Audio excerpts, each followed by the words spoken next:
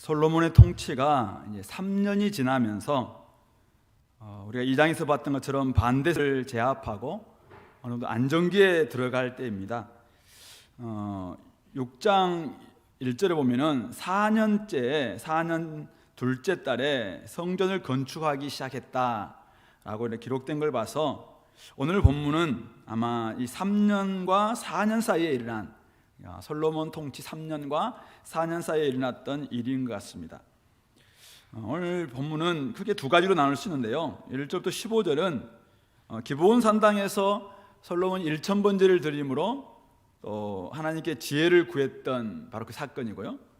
그리고 16절부터 28절은 재판의 현장에서 하나님께 받았던 지혜를 사용했던 그 일을 기록하고 있습니다.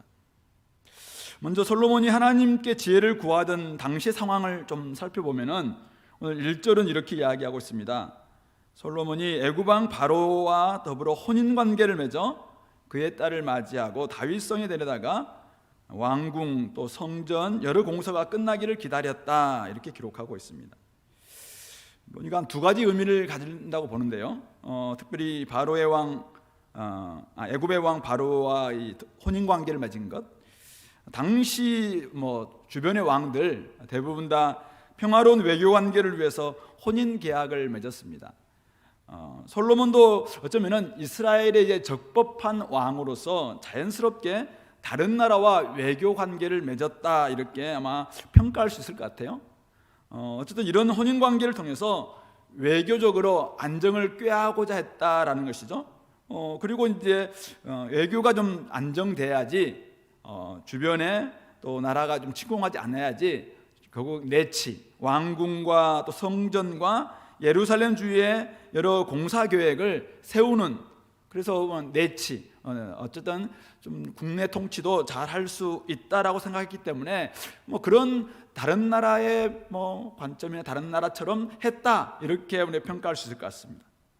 하지만 이제 이런 결혼 동맹은 신명기 말씀에서 보면은 이방인과의 결혼, 이것은 강력하게 금지했던 여호와의 언약에, 여호와의 말씀에 사실은 어기는 사실 말씀에서 금하는 바로 그런 행동입니다.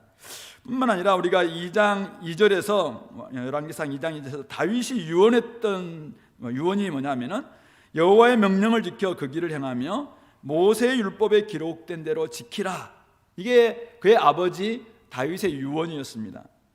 어쩌면 이런 유언은 여호와의 말씀 지키라, 당연히 신명기의 말씀은 율법에 나타나 있는 그런 말씀이고 이방인과의 결혼은 결국 하나님의 율법을 어기는 것이기 때문에 결국 이 일은 어쨌든 솔로몬의 앞으로의 이 나라에 아무런 그림자가 드리울 수 있겠다라는 것을 보여주는 그런 모습이다라는 것도 우리가 평가해 볼 수 있을 것 같습니다. 그리고 2절에 보시면은 그때까지 아직 여호와의 이름을 위하여 성전을 건축하지 아니하였으므로 백성들이 산당에서 제사했습니다. 그런데 이런 모습이 결국 솔로몬도 여호와를 사랑하고 그의 아버지 다윗의 법도를 행하였으나 산당에서 제사하며 분향하더라, 이렇게 나와 있습니다. 결국 그가 이 산당, 물론 이제 가장 높은 곳이라고 이런 뜻을 가지고 있습니다만은 가나안 문화의 잔재들이 이 산당에서의 제사 드리는 모습입니다. 그런데 당시는 여호와의 성전이 없기 때문에 어쩔 수 없이 하나님께 드리는 제사도 산당에서 드렸다라는 것이 오늘 2절에서 그런 뉘앙스입니다. 솔로몬도 여호와를 사랑하고 다윗의 법도를 행하였으나 산당에서 제사하며 분향할 수밖에 없었다라는 것을 여기서 기록하고 있는 것이죠. 결국은 솔로몬이 행한 이 두 가지, 애굽 왕과 결혼 동맹을 맺은 일, 그리고 산당에서 분향한 일, 이 일은 어떻게 우리가 평가할 수 있겠는가? 오늘 솔로몬이 지금 지혜를 구하고 있는 이런 상황이 어떤 상황인가라는 것을 사실 볼 수 있는데요. 애굽 왕과 결혼 동맹을 맺은 일, 우리가 앞에서 잠깐 이야기했다시피 정치 외교적으로는 대단한 업적으로 이렇게 평가할 수 있습니다. 그러니까 국내 정치를 안정시키기 위해서 외치를 잘했다라고 평가할 수 있는 내용입니다. 아마 본인도 이런 조금은 하나님 말씀에 좀 어기는 부분이 좀 꺼림직했는지 모르겠어요. 그래서 그가 성전과 왕궁이 건축되기까지, 우리 열왕기상 9장 10절 보면은 7년과 13년, 그래서 20년 동안 이 건축을 하거든요. 그러니까 20년 동안 지금 애굽 왕 바로의 딸을 다윗성에 두었다라고 이야기하고 있는 것이죠. 이 뉘앙스 자체가 어쨌든 성전과 왕궁을 짓기 위해서 어쩔 수 없는 이런 외교 동맹을 맺었고, 그를 어쨌든 다윗성에 두었다라는 이런 표현 자체가 어쨌든 외교를 잘 하면서도 나름대로 영적인 긴장을 좀 유지하려는 그런 솔로몬 나름대로의 그 마음이 엿보일 수 있는 장면인 것 같습니다. 그러나 다른 나라들이 다 그런 길을 걸어가고 강대국과 결혼동맹을 맺어서 외교적인 안정을 꾀한다 할지라도 꼭 그 길로 가야 되느냐 이거죠. 분명한 것은 다른 이방신들이 들어올 수 있는 문을 열었다는 사실이죠. 그런 점에서 이것은 영적으로 둔한 결정입니다. 그러니까 외교적으로나 정치적으로는 굉장히 지혜로운 결정일 수 있는데, 영적으로 볼 때는 굉장히 둔한 결정이었고, 결국 이것은 솔로몬의 나중에 이제 그의 말년, 그리고 나중에 솔로몬 이후의 삶 속에 아주 치명적 과오다, 이렇게 우리 평가할 수 있는 것이 바로 이런 모습인 것이죠. 그러므로 오늘 우리가 좀 생각해 봐야 되겠죠. 이런 부분들에 있어서 이것은 사람들은 참 잘했다, 사람들은 좋은 업적이다, 이렇게 이야기할 수 있지만은 그것이 도리어 치명적인 약점이 되고 도리어 이방 문화를 열어두는 하나의 그냥 문이 되는 이런 모습들이 혹시 나에게 없는지 돌아봐야 될 것 같습니다. 산당에서의 제사도 마찬가지인데요. 지금 상황이 어떻습니까? 실로의 성소, 원래는 처음에 사무엘 시대, 사무엘 이전에서 우리 엘리 시대 때는 실로라는 곳에 성소가 있었습니다. 그곳에서 예배를 드렸는데 그 실로의 성소는 파괴되었습니다. 그리고 아직 성전은 건축되지 않았습니다. 그럼 어떻게 해야 됩니까? 예전처럼 성막에서 예배를 드리면 되겠죠. 오늘 우리 15절 잠깐 보세요. 15절. 꿈을 깨어보니 이에 예루살렘에 이르러 여호와의 언약궤 앞에서 번제와 감사 제물을 드렸다. 결국 그가 예루살렘에 지금 여호와의 언약궤가 있었던 성막이 예루살렘에 있었다라는 것을 암시해주고 있는 장면입니다. 그러니까 어쩌면은 예전처럼 성막에서, 지금 성소는 파괴되었다 할지라도 언약궤가 있는 그 앞에서 작은 번제를 드리고 하나님 앞에 예배 드리면 충분히 되지 않았나라는 생각을 하게 됩니다. 그런데 가나안 문화의 잔재였고, 그럼에도 불구하고 많은 사람들이 다 하는 일입니다. 그래서 그냥 하면 안 되겠나, 이런 마음인 것이죠. 남들이 다 하는 것이고 어쩔 수 없는 상황이고, 그래서 별 문제 없어 보이니까 그냥 문제될 소지 나름대로 있겠지만은 지금은 문제 안 되니까 그냥 하는 것이죠. 그러나 결국 이것이 결국 문제가 될 수 있다는 것이죠. 그래서 오늘 3절도 그가 여호와를 사랑하고 다윗의 법도를 행하였으나 그러나 산당에서 제사하며 분향하더라. 조금 아쉽다라는 이런 뉘앙스를 가지고 역사를 이렇게 적고 있는 것이죠. 결국은 하나님을 사랑하는 마음, 또 법도를 지키려고 했던 의지는 있었지만은 이런 결정들은 지혜로운 결정은 아니었다라는 것을 좀 보여주고 있는 것 같습니다.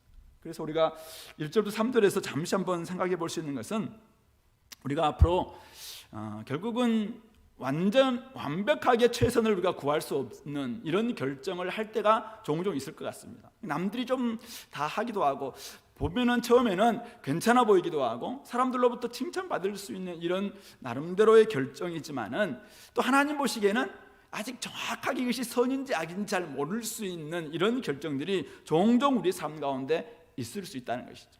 이럴 때 제가 보기에는 오늘 이 1절 3절을 보면서 두 가지 정도는 염두에 두고 우리가 결정을 해야 되겠다라는 것입니다. 첫 번째는 바로 내가 하고 있는 이 결정이 정말 여호와를 사랑하고 말씀대로 행하려는 마음에서 나온 결정 맞는가 이거죠. 물론 오늘 솔로몬도 여호와를 사랑하고 법도를 행하려고 하였으나 다른 길이 안 보이니까 이 길로 했다라고 이렇게 하고 있지만은, 어쨌든 우리 마음속에 진짜 이 일은 하나님을 사랑하는 하기 때문에 하고 있는 것인가? 그리고 이것은 말씀에서 정말 정확하게 이야기하고 있는 바인가? 이 부분들을 끊임없이 우리가 점검하려고 하는. 그러니까 이 기준이 명확하지 않으면은 사실 우리의 기준을 합리화할 수 있다는 것이죠. 바울이 사나 죽으나 우리가 주의 것이다. 로마서 14장 8절에서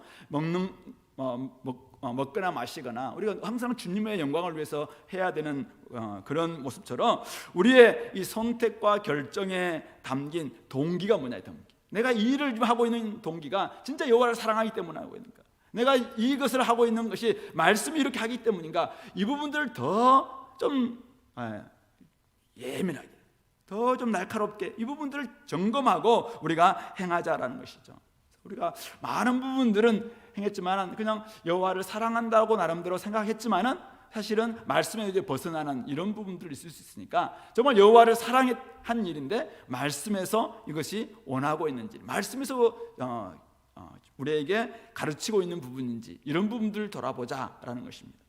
두 번째는 이렇게 결정했을 때 혹시 다른 요소들이 침투할 수 있는 여지는 없는가?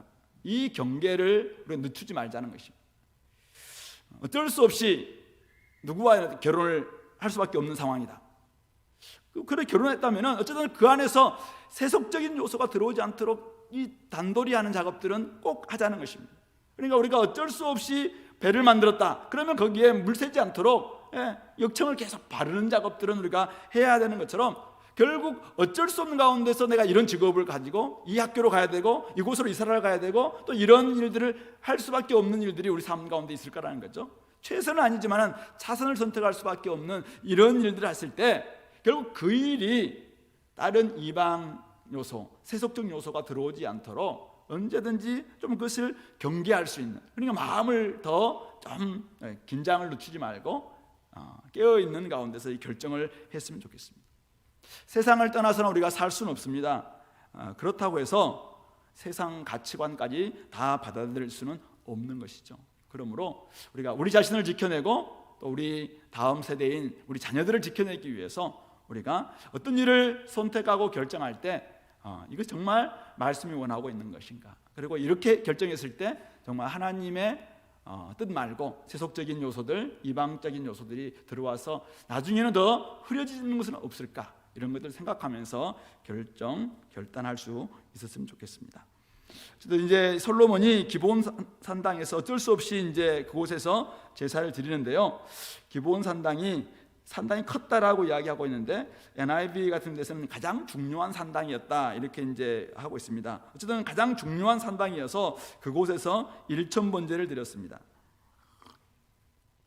제가 옛날에는 1,000번제, 그러니까 번제를 1,000번을 드렸다 이렇게 생각했거든요. 그래서 어떤 분도 이제 우리 작정기도 해가지고 1,000번을 드린다고 해서 봉투를 1,000번을 올리시는 분들이 어떤 교회들이 있다고. 제가 어떤 옛날에 다니던 교회에서도 어떤 1,000번 번제는 아닌데 계속 이렇게 번제처럼 이렇게 봉투를 올리시는 분들이 계시더라고요. 1,000번제는 1,000마리의 짐승을 잡았다 이런 뜻입니다. 어쨌든 한꺼번에 이제 이렇게 많은 제물을 번제물을 제물로 드렸는데요. 여호와 하나님께 번제는 희생, 헌신을 상징하는 거잖아요. 그러니까 자기를 온전히 하나님께 헌신하겠다라는 의미로 번제를 드린 것이죠. 그래서 어쨌든 밤에 여호와께서 솔로몬의 꿈에 나타나서 내가 너에게 무엇을 줄까 이렇게 이제 구하라 그렇게 요청을 합니다. 이때 솔로몬이 잘 아는 그 기도를 하는 것이죠. 6절부터 우리 9절에 나타나 있는 기도인데요. 먼저는 하나님께 감사하죠. 아버지 다윗 시대에 함께 하심에 대해서 감사를 드립니다. 그리고 아들인 자신에게도 이 왕권을 주신 것이 하나님의 큰 은혜다라고 고백합니다. 이 큰 은혜라고 하는 이 단어 자체가 잘 아시는 히브리의 헤세드라는 단어입니다. 변함없는 사랑을 주시는 그것을 이야기하고 있는데요. 그리고 자신을 작은 아이라고 표현하고 있습니다. 자기는 작은 아이입니다라고 이야기하면서 자기가 지금 이 일을 감당하기에 너무 벅차다. 8절에서는 주께서 택하신 백성 가운데 있는데 큰 백성이라 수요가 많아 셀 수도 없고 기록할 수도 없는데 이 많은 백성을 누가 재판할 수 있겠습니까? 그래서 듣는 마음을 종에게 주사 주의 백성을 재판하여 선악을 분별하게 하옵소서 이렇게 기도하고 있습니다. 자기를 작은 아이라고 겸손하게 이렇게 표현하면서 듣는 마음을 또 다른 번역에서는 이해하는 마음, 또 분별할 수 있는 마음, 결국은 선악을 분별할 수 있는 지혜를 그렇게 구하는 그런 기도를 하고 있습니다. 이렇게 기도했을 때 하나님께서 그 말씀이 주의 마음에 들었다라고 10절은 이야기하고 있고, 이렇게 평가합니다. 네가 자기를 위하여 장수도 또 부도 또 자기 원수의 생명도 멸하기를 구하지 아니하고 오직 송사를 듣고, 아까 듣는 마음이라고 이야기했어요. 분별하는 지혜를 구하였으니 내가 네 말대로 네게 지혜롭고 총명한 마음, 아까 듣는 마음과 지혜롭고 총명한 마음은 같은 마음인 것 같아요. 그래서 내 앞에서 너와 같은 자도 없고 앞으로도 없을 것이다 라고 이야기하면서, 그것뿐만 아니라 네가 구하지 않은 부귀 영화, 그리고 평생이 너와 함께 할 것이고, 또 앞으로 네가 비록 계속 이 길로 다윗이 행했던 그 길로 간다면은 내가 너의 길을 길게 할 것이다, 축복의 약속도 해 주시고 있는 것이죠. 오늘 우리는 이 솔로몬의 기도를 우리가 볼 수 있습니다. 그래서 깨어보니까 꿈이었고, 꿈에 하나님께서 이렇게 계시해 주셨고 약속해 주셨고, 그래서 그가 예루살렘에 돌아와서 언약궤 앞에서 번제 감사제 드리면서 모든 신하들을 위해서 잔치를 베풀었다라고 이야기하고 있는 것이죠. 솔로몬은 어쨌든 왕권 강화를 위한 기반 다지기 위해서 우리 지난 2장에서 봤던 것처럼 반대 세력들 다 좀 숙청을 했고, 그런 가운데 나라가 견고해졌습니다. 또 외교적인 노력도 나름대로 좀 기울여서 좀 외교적인 안정도 취했습니다. 그러나 그렇다면은 대부분의 왕들은 이제 그러면 강력한 군주가 되기를 원하죠. 그래서 장수를 구하고 오래 사는 걸 구하고 부도 구하고 부귀 영화도 구하고, 특히 자기를 원수들을 생명을 막 멸하는, 그래서 강력한 군주 되는 것을 원했을 것입니다. 근데 오늘 솔로몬은 오늘 하나님이 네가 너에게 무엇을 줄 거라고 이야기할 때 자기를 굉장히 부족한 존재라고, 작은 아이라고 이렇게 겸손하게 하나님의 앞에 서고 있습니다. 무엇보다도 이렇게 번제를 드렸다는 것, 일천번제를 드렸다는 것은 하나님 앞에 자기를 온전히 드리는 것이잖아요. 온전히 헌신하면서 하나님만이 저에게 꼭 필요합니다, 이런 태도를 지금 보이고 있는 것이죠. 뿐만 아니라 하나님께서 베풀어 주셨던 자기의 선대 왕이셨던 다윗 왕에 함께했던 그 은혜에 대해서 감사하고, 그리고 자기에게 이런 왕권을 준 것도 결국 하나님의 은혜라고 그렇게 고백하고 있습니다. 그러면서 정말 자기에 필요한 것은 다른 것이 아니라 듣는 마음과 선악을 분별할 수 있는 지혜라고, 그것이 제게 지금 가장 소중한 것이라고, 이 수많은 하나님의 백성들, 주의 백성들을 다스리기 위해서 정말 그것이 저에게 필요하다고 이렇게 고백했기 때문에 하나님은 정말 그 기도에 들어주시고 또 베풀어 주셨다라고 볼 수 있는 것이죠. 우리 솔로몬의 기도를 통해서 우리가 알 수 있는 것이 무엇인가라고 할 때, 하나님의 택한 백성들을 맡은 사람들, 하나님의 백성들을 좀 이끄는 사람들, 하나님의 백성들을 양육하고 이끌고 선악을 분별하고 이런 사람들에게 있어야 될 자세가 무엇일까, 그리고 그들에게 정말 필요한 것이 무엇인가라는 것을 오늘 솔로몬은 우리에게 잘 보여주고 있습니다. 하나님의 은혜, 하나님의 지혜 구할 수밖에 없다는 것이죠. 자신이 맡은 이 수많은 백성들을 나의 백성이라고 하고 있지 않습니다. 내가 나의 왕권을 하나님 좀 이렇게 해달라고 그렇게 말하고 있지 않습니다. 이 수많은 주의 백성들, 이 수많은 주님의 백성들, 셀 수 없고 기록할 수 없는 이 수많은 주의 백성들을 제가 어떻게 감당할 수 있겠습니까? 저는 작은 아이에 불과합니다라고 그렇게 겸손하게 하나님 앞에 나아가고 있습니다. 그렇기 때문에 저들을 제대로 좀 이끌려면은 저들을 잘 이해할 수 있는 마음을 달라고, 그리고 저들에게 선한 길, 옳은 길을 걸어가게 만들 수 있도록 선악을 분별할 수 있는 지혜를 달라고 구하는 것, 어쩌면 솔로몬에게서 너무나도 당연한 그런 기도 제목이었다라고 볼 수 있는 것이죠. 하나님께서 정말 우리에게 원하시는 것이 무엇일까? 저는 한번 생각해 봅니다. 하나님이 오늘 작은 소그룹이랄지라도, 아니면 작은 가정이랄지라도, 아니면 작은 교회랄지라도, 어떤 공동체랄지라도 하나님의 종들, 하나님의 자녀들, 하나님의 백성들을 맡겨주셨습니다. 그리고 그 사람에게 내게 좀 뭘 원하느니 라고 이야기했을 때 하나님이 정말 기대하시는, 하나님이 뭘 원하실까 과연? 오늘 여기서 하나님께서 말씀하고 있는, 너는 장수도 구하지 않고 부도 구하지 않고 원수를 멸해달라는 것도 구하지 않았다. 보통 사람들이 구한다는 것입니다. 이것은 보통 왕들이 구하는 바로 그것입니다. 근데 그것을 구하지 않고 성경에서 이야기하고 있는, 어쩌면은 이 백성들이 하나님의 백성에게 하나님의 선한 뜻대로 옳은 길로 걸어갈 수 있도록 만들어달라는 바로 그것을 좀 구하고 있는 것 아니겠냐. 하나님이 정말 우리에게 원하시는 것은 하나님만을 의지하고 하나님 없이는 아무것도 할 수 없음을 깨닫는 겸손이 저는 첫 번째라고 생각합니다. 그리고 자신의 야망을 위해서 기도하는 사람들이 아니라 오직 하나님께 영광을 올려드리고 많은 주의 백성들을 옳은 길로 선한 길로 인도함으로 말미암아 하나님이 이들에게 복 주시고 하나님께서 정말 원하시는 그 길까지 잘 인도하는 그 지혜, 그 듣는 마음과 선악을 분별할 수 있는 지혜가 바로 그런 것이 아닐까 생각하는데, 바로 그것을 구할 수 있는 태도, 이것이 하나님이 오늘 정말 기대했던 바 아니겠습니까? 그러니까 그 기대를 저버리지 않았으니까 하나님이 그 마음이 너무나 흡족했고, 그래서 그에게 구하지 않았던 다른 것까지도 주시는, 정말 후히 주시고 흔들어 넘치도록 주시는 하나님 아버지의 그 모습을 잘 보여주고 있는 것이죠. 우리들은 어떤 태도로 하나님께 나아가고 또 무엇을 구하고 있는지 한번 돌아볼 수 있었으면 좋겠습니다. 우리는 일천번제 드릴 일천번제도 없겠지만은 꼭 드리지 않아도 됩니다. 신약에서 더 이상 번제는 필요도 없습니다.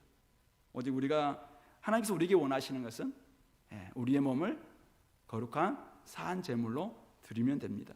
그리고 하나님의 선하시고 기뻐하시고 온전하신 뜻을 잘 분별하고 그 뜻을 위해서 우리의 자신의 삶을 그냥 드리는 것, 하나님은 지금 그것을 원하시고 있고 그것을 영적 예배라고 우리 로마서 12장 1절 2절에서는 말씀하고 있습니다.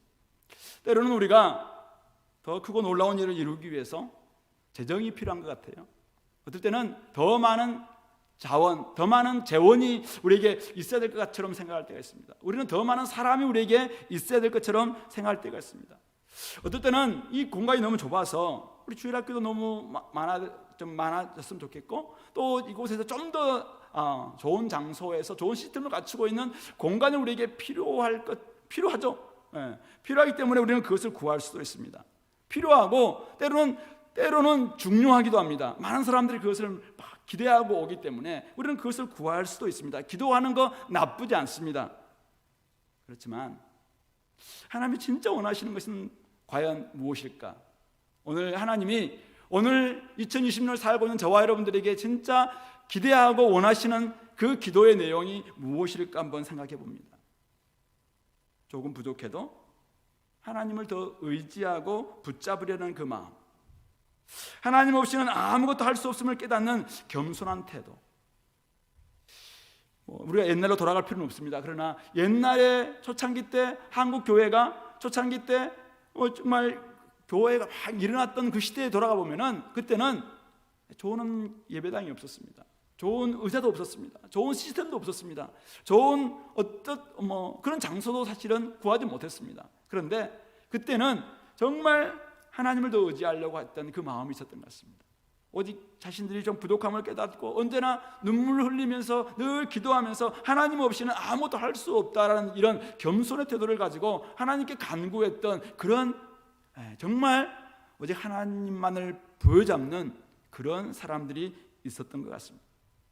그런 마음으로 하나님의 나라와 주의 뜻이 이 땅에서 이루어지도록 힘쓰는 사람들, 그런 공동체가 저는 하나님께 훨씬 더 소중한 것이 아닐까, 소중한 요소가 아닐까, 하나님이 기대하는 것은 바로 그런 것이 아닐까 생각해 봅니다. 무엇을 먹을까, 무엇을 마실까, 무엇을 입을까 염려하고 있었던 제자들에게 주님은 말씀하십니다. 공중나는 저 새를 봐라, 저 들에 핀 백합화를 봐라, 솔로몬의 모든 영광보다 아름답게 먹이시고 입히신다라고 이야기합니다. 그러면서 너희들은 새보다 훨씬 더 귀하고 꽃보다 아름답다. 정말 꽃보다 아름다운 하나님의 자녀들이 여기 있는데, 하늘 아버지께서 우리들에게 정말 그런 마음으로 하나님을 부여잡고 하나님 나라와 하나님의 의를 구하는 하나님의 자녀들에게 그냥 놔두시겠느냐라고 말씀하고 있는 것이죠. 그러므로 오늘 우리의 기도 한번 다시 점검해 봤으면 좋겠습니다. 이방인들이 구하는 것 좀 내려놓고 그의 나라와 의를 구할 수 있는 저와 여러분들이 될 수 있기를 간절히 바랍니다.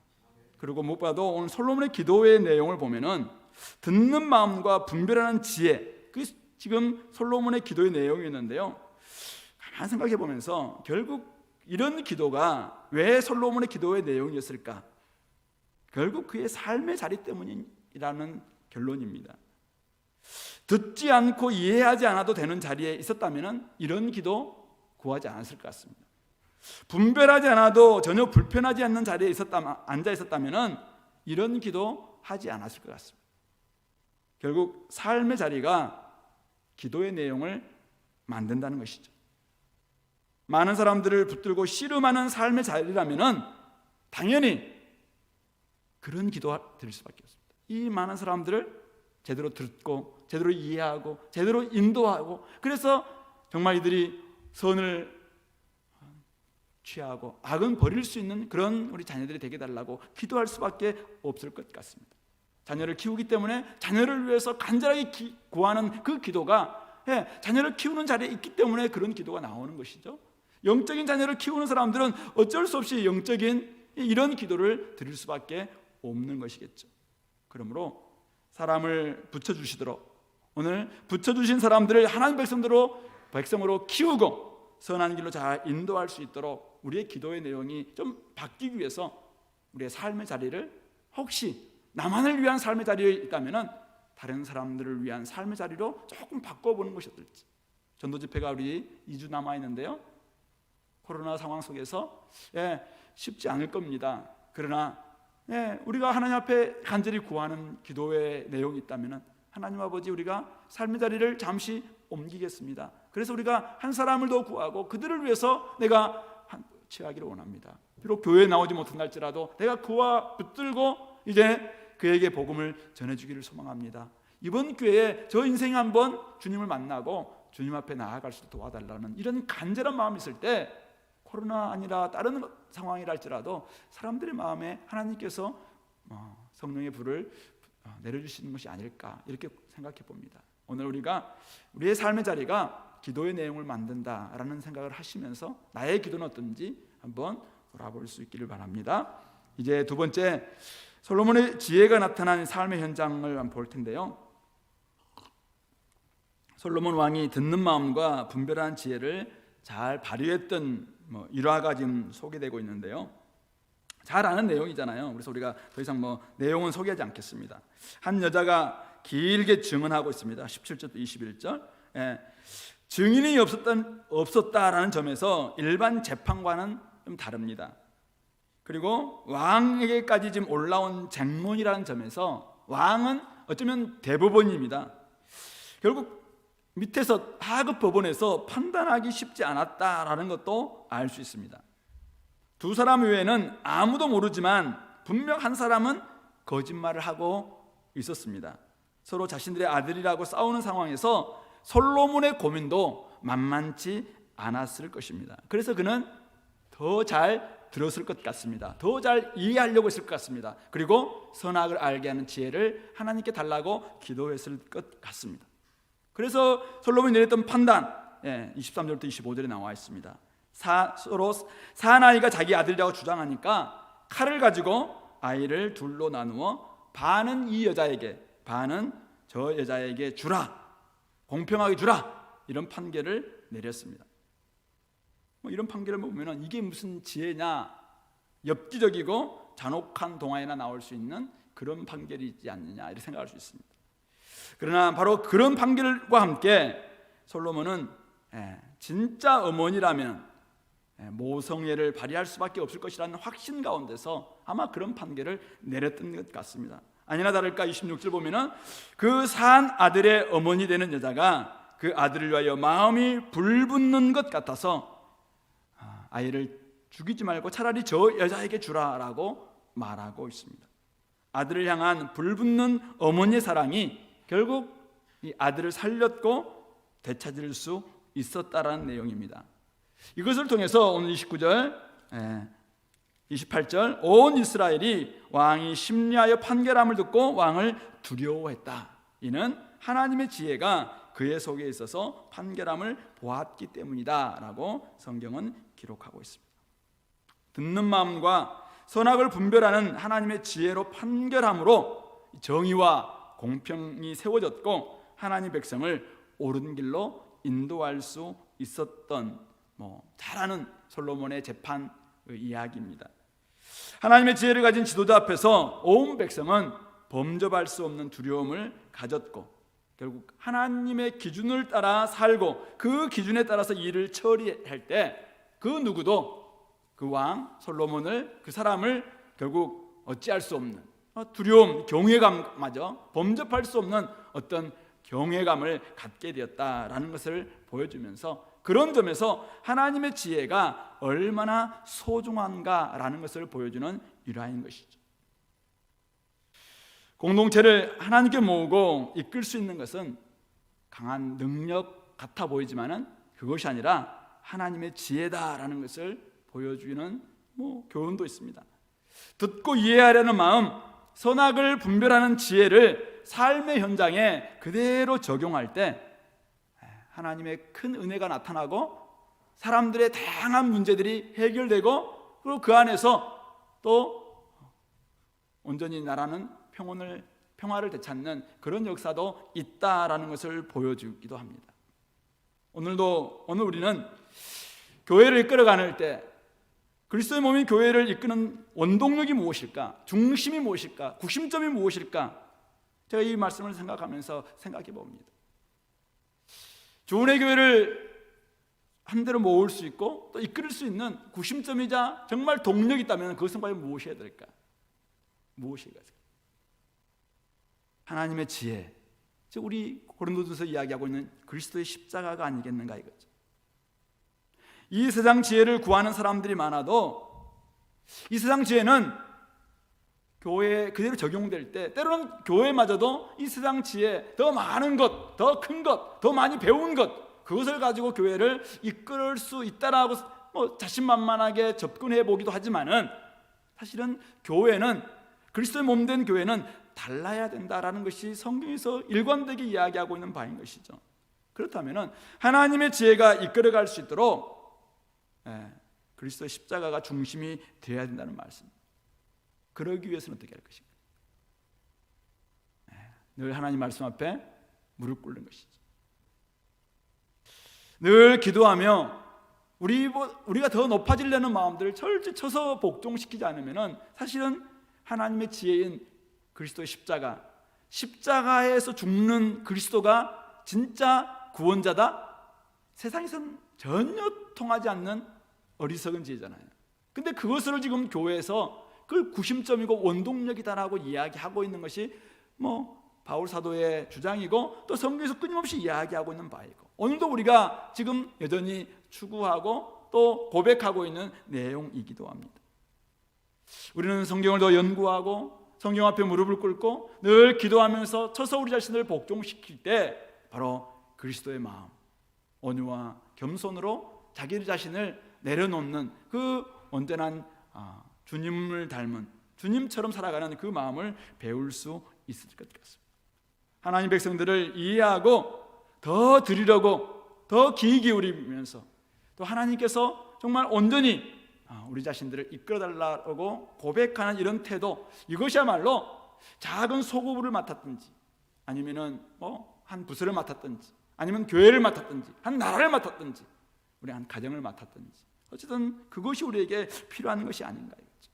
그리고 교회라면은 몇몇 사람들만 이런 하나님의 지혜를 구하는 것이 아니라 모든 구성원들이 다 함께 이런 하나님의 지혜를 함께 얻게 된다면 제대로 다른 사람들을 이해하고 드리려는 마음과 선악을 옳게 분별할 수 있는 그런 통찰력과 분별력을 가지고 살아가는 이런 모습이 모든 사람들, 우리 400명의 모든 사람들 다 가지고 있어요. 그런 사람이라면, 그런 공동체라면 세상이 감당할 수 없는 공동체가 될 수 있겠다라는 생각을 해봅니다. 그런데 우리 살아가면서 우리가 정말 이런 다양한 문제를 만났을 때 과연 이런 하나님의 지혜를 적용하느냐 이거죠. 자신이 옳다고, 자신들의 주장이 옳다고 팽팽하게 맞설 때 우리는 어떻게 합니까? 나에게 조금 더 솔깃한, 또 내가 좀 친했던, 아니면은 나름대로 판단해 보면서 이것이 훨씬 더 합리적이다 이렇게 생각하면서 혹시 우리가 누군가의 편을 들므로 말미암아 더 공동체가 더 힘들어지는 이런 경우도 있는가? 어떤 경우에는 똑같이 나누는 것이 공평한 것인 것처럼, 아까 다른 여자처럼 그냥 내 것도 아니고 네 것도 아니니까 반 나누자, 사람인데 이렇게 좀 하는 거다. 과연 똑같이 나누는 것이 공평한 것인가? 우리 공정, 분배, 오늘 우리 사회에서 굉장히 중요한 가치잖아요. 그런데 교회에서 꼭 공정과 공정 분배만이 올바른 가치냐 이거죠.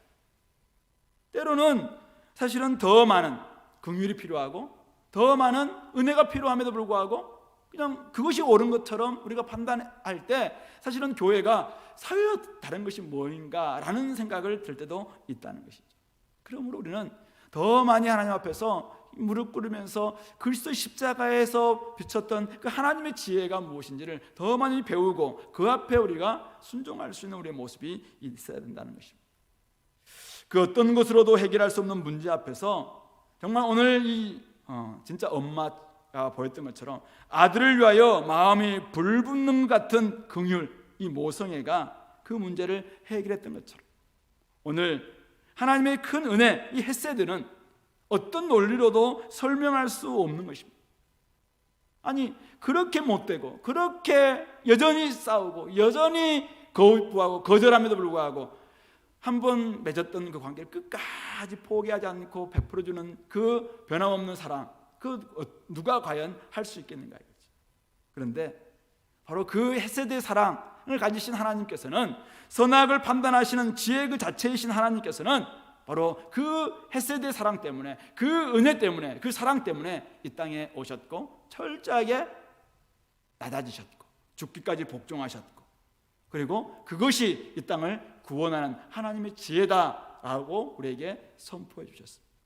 그러므로 오늘 하나님의 어리석음은 이 세상의 지혜를 이기는 하나님의 지혜입니다. 하나님의 어리석음은 너무 어리석게 보이지만 이 세상에 대한 온전한 교회에 대하는 다른 것이 아니라 바로 이 하나님의 지혜가 결국은 세상의 대안이다라는 것을 말씀하고 있는 것이죠. 혹시 우리가 여전히 이 지혜가 우리가 나이도 좀 깨닫지 못하겠다, 우리 야고보서 1장 5절의 말씀처럼 너희 중에 지혜가 부족하거든 모든 사람에게 후히 주시고 꾸짖지 아니하시는 하나님께 구하라, 그리하면 주시리라. 더 많이 우리가 기도하면서 정말 십자가에서 보이셨던 그 이해할 수 없는 그 하나님의 사랑, 그 은혜와 사랑, 그것을 나에게 좀 달라고 기도했으면 좋겠습니다. 그렇게 기도하고 또 기도하면서 정말 하나님의 마음을 이해하게 될 때, 때로는 내 것을 포기하면서 저 아이를 좀 살려달라고 이야기하는 그 긍휼과 모성애를 발동할 때, 거기에서 사람들의 마음이 읽혀지고 사람들이 이해가 되고 사람들의 그 행동이 그 이면에 있는 그들의 아픔과 힘듦이 공감이 되고, 그러면서 또다시 용서가 되고 긍휼이 베풀어지고 공정분배가 아니라 할지라도 내 것 다 주는, 그냥 내 것 다 내놓아서 함께 나누는 이러한 온전한 사랑을 보일 수 있는 그런 모습이 되지 않겠나. 세상에 대한, 오늘날 세상은 끊임없이 나누고 또 나눠지고 분열하고 다투고 이런 세상을 우리가 경험하고 있습니다. 이럴 때 오늘 우리 교회가 하나님의 지혜를 진짜 우리가 가지고 있다면 이 지혜를 통해서 어떤 모습을 보여야 될지 다시 한번 생각해 보면서 그 지혜를 달라고 기도할 수 있는 우리 공동체가 될 수 있기를 바랍니다. 높아진 마음 대신 낮아진 마음이었어야 될 것 같고요, 미움과 증오 대신 사랑과 용서의 마음이어야 될 것 같고, 공평과 평등을 넘어선 저들을 향한 불붙는 사랑과 긍휼의 마음이 우리 가운데 필요할 것 같습니다. 그런 하나님의 은혜와 지혜를 얻을 수 있도록 오늘도 우리가 기도할 수 있었으면 좋겠습니다. 세상은 이상하게 생각할지 모릅니다. 우리가 그런 지혜를 구하고 그것이 뭔가 되는 것처럼 생각할 때, 그러나 결국 그것이 세상을 구할 수 있고 세상을 살릴 수 있습니다. 하나님의 그 변함없는 사랑이, 하나님의 그 지혜가 없었다면 우리는 여전히 죄악 가운데 있었을 것이고, 여전히 공평, 정의 그것만 부르짖다가 결국 메마른 그런 현실을 우리는 경험할 수밖에 없었을 것입니다. 그러나 우리에게 값없이 주셨던 그 사랑, 그냥 주셨던 그 사랑, 바로 그 사랑이 하나님의 지혜였기 때문에 오늘 우리는 살게 되었고 이 시대를 구할 수 있는 교회로 모이게 되는 것이죠. 우리 형제자매들이 이런 하나님의 지혜로 온전히 무장된 공동체 함께 만들므로 말미암아 정말 세상에 하나님의 복을 전하고 세상에 감당할 수 없는 그런 공동체 만들어가는 우리 모든 식구들 될 수 있기를 소망합니다. 같이 한번 기도합시다.